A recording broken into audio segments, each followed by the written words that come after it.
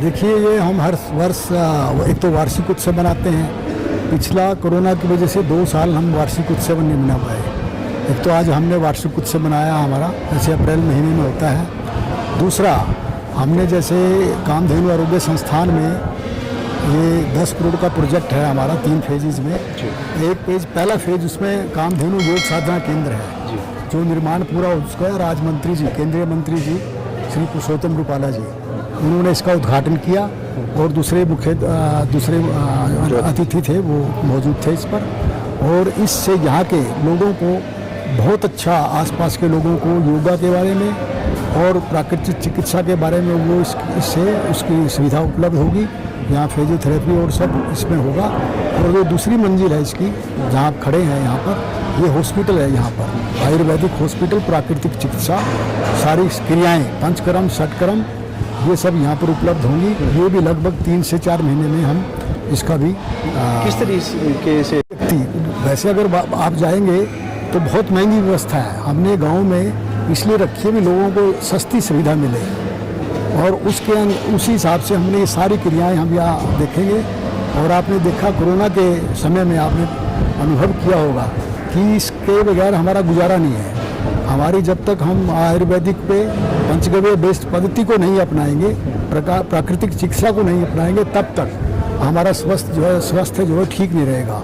तो इसलिए उस कड़ी में हमने प्रयास किया है और हमें पूरी उम्मीद है कि इसमें बहुत बड़ी हम सफलता मिलेगी। बेहतर सुविधा है। ये चैरिटेबल इंस्टीट्यूशन है, हमारा कोई प्रॉफिट कमाना नहीं है। हम तो अब भी जो सेवा कर रहे हैं उसमें बहुत बड़ा हम नुकसान उठा के जो है प्रोडक्ट बना रहे हैं। लगभग 30 के पंचगव्य बेस्ड हम यहाँ पर आपने देखेंगे प्रोडक्ट बना रहे हैं और उसका लोग फ़ायदा उठा रहे हैं। कोरोना के समय में एक भी किसी हमारे एम्प्लॉई को, किसी जो गौशाला से जुड़े, किसी को कोरोना नहीं हुआ और उसका सब लोगों ने लाभ उठाया। तो ये गौ माता की कृपा ही है, उसके आशीर्वाद के कारण ही लोग कोरोना के समय में इसका पूरा से पूरा फ़ायदा उठाया लोगों से।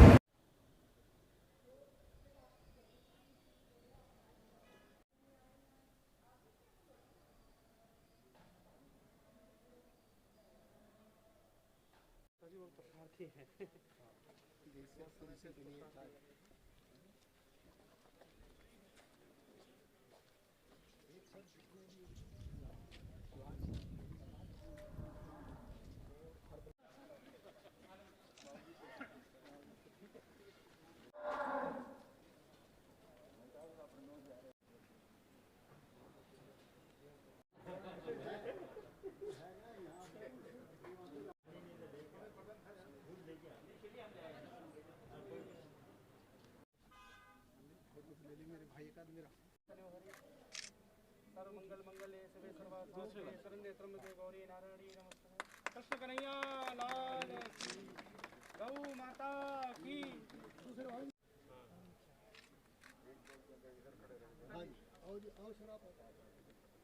आयो पापा।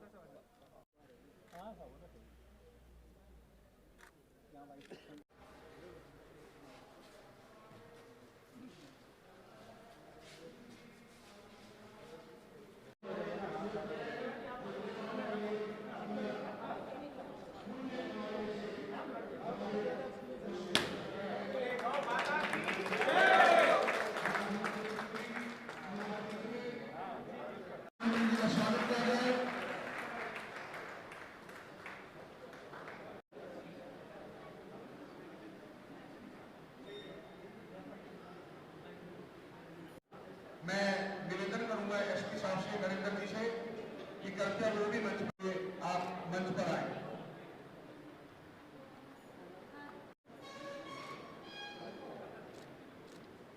करता हूं जो जीत रहे हैं वो भी हमारे बीच में है, मैं उनका भी स्वागत करता हूं। सदैव वाईपी सिंगल जी भी हमारे बीच में है, स्वागत करना चाहूंगा। इतने बड़े पद पर डीजीपी हरियाणा वाईपी सिंगल जी से निवेदन कि वो स्टेज पर आए। गौ माता का प्यार सदैव उनकी राजनीति का जाता है। हमेशा वेद प्रकाश वेदिक जी अगर मेरी आवाज सुन रहे हैं तो कृपया मंच पर आ जाए। उनका प्रसिद्ध लेखक, विचारक और एवं पूर्व निर्देशक प्रेस ट्रस्टी श्री पुरुषोत्तम रुपाला जी का स्वागत है।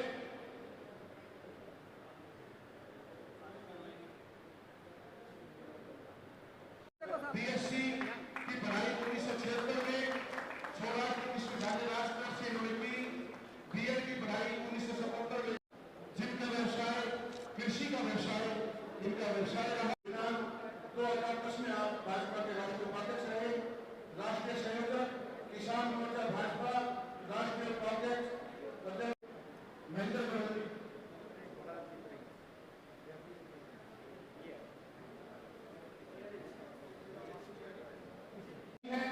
जिन्होंने इस कोविड टाइम में जब सब लोग गौशाला में लोगों की सेवा करी, जब लोग हम अपनी जान बचाना चाहते थे, उस समय में एसपी गुप्ता जी और आदरणीय हमारी माता जी शशि मेरे जो भीषण पिता है, मैं भीषण पिता कहता हूँ, वो मेरे बहुत बड़ा शौक है। उन्होंने आदरणीय हमारे संस्थापक डॉक्टर एसपी गुप्ता जी और श्रीमती शशि गुप्ता जी ने करने वाले सारे उत्पादों के लाभ और उनकी प्रक्रिया बताने और बोधन में हमें सबको देगी। मैं बहुत बहुत धन्यवाद करता हूँ आज हमारे अतिथियों का इन पुस्तकों का विमोचन करने। श्री राजकुमार अग्रवाल पानीपत जी से कि वह भी स्टेज पर आए अपने सम्मान के लिए। श्री विशाल गर्ग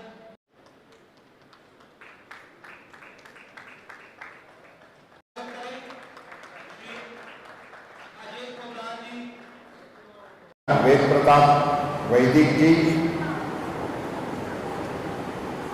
आदरणीय विजय देव जी, लॉजी है उसमें एलोपैथी, आयुर्वेदी, यूनानी और आज कामधेनु परिवार की ओर से गुप्ता जी ने पंचगव्य के आधार पर शुश्रूषा होने के एक प्रभाग का आज उद्घाटन करवाया है। उसी के उपलक्ष्य में यहाँ गणमान्य लोगों की उपस्थिति में गाय के आधार पर आरोग्य में क्या हम कर सकते हैं उस विषय पे बोलते हुए मैंने बताया था कि अब नए समय के अनुसार काऊ हॉस्टल बनना जरूरी है।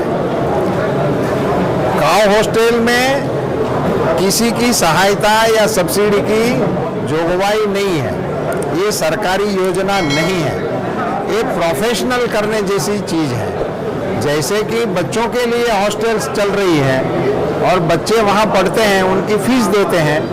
आपको भी गाय का दूध खाना है, घर की गाय का दूध खाना है तो आप गाय रखिए, मगर आपका वैयक्तिक और पारिवारिक परिवेश ऐसा है कि जहां आप गाय रख नहीं सकते या आपके परिवार में गाय का पालन करना संभव नहीं है, ऐसे लोगों को एक ऑल्टरनेट देना चाहिए और काऊ हॉस्टल होनी चाहिए। दिल्ली में बैन है जी गाय रखना, तो वो उसके हॉस्टल के लिए